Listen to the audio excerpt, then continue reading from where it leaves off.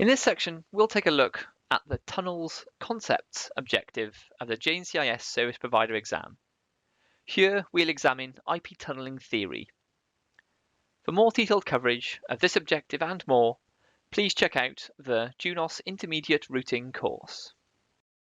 In this section, we're going to take a look at network tunneling. So network tunneling is used where you're interconnecting two separate networks via a third intermediary network.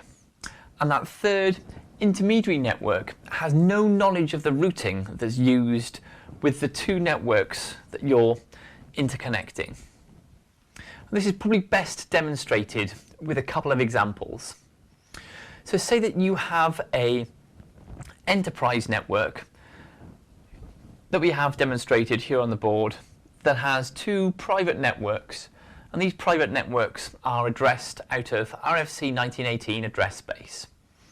And these two enterprise networks only have external connectivity configured via the internet. And we want to interconnect these two enterprise networks together via the internet. Now, these private networks, as I've mentioned, are using RFC 1918 address space. And the internet doesn't know how to route this RFC 1918 address space. So if we send these packets with no modification out from this private network into the internet, they're just going to get dropped. They're not going to be able to reach this private network here. Now, of course, we could use something like NAT to convert this private addressing to something that's relevant on the internet.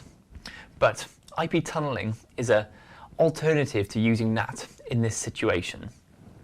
And with IP tunneling, what you do here instead is that you have tunnel endpoints configured on the routing devices that are connecting those private networks to the intermediary third-party network.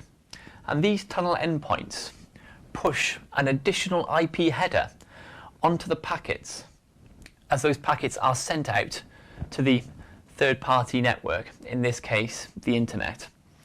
And these additional headers are going to contain some additional information about the tunnel itself, and also an exterior IP header. And this exterior IP header is going to contain the IP addressing that's relevant for the network that we're tunneling through. So in this case, the internet network, this IP header, the source address of this packet is going to be the exterior interface of the sending tunnel endpoint, and the destination IP address is going to be the IP address of the receiving tunnel endpoint.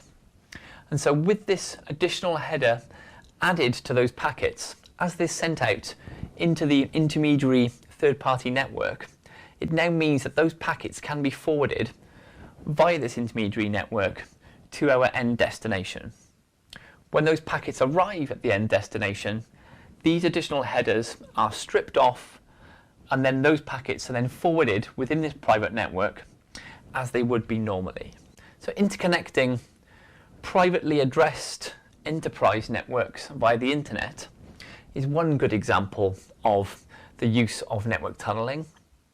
Another example would be, say we are starting to deploy IPv6 within our network, and we have IPv6 configured in two separate sites.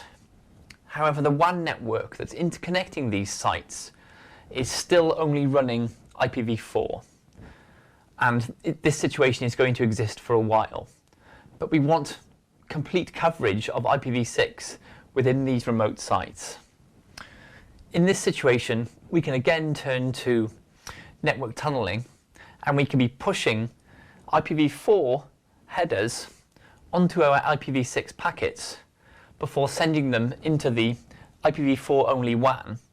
And that way we can get our IPv6 traffic flowing between our IPv6 addressed sites via an IPv4 only intermediate WAN network. This is a quick overview of some of the concepts of network tunneling.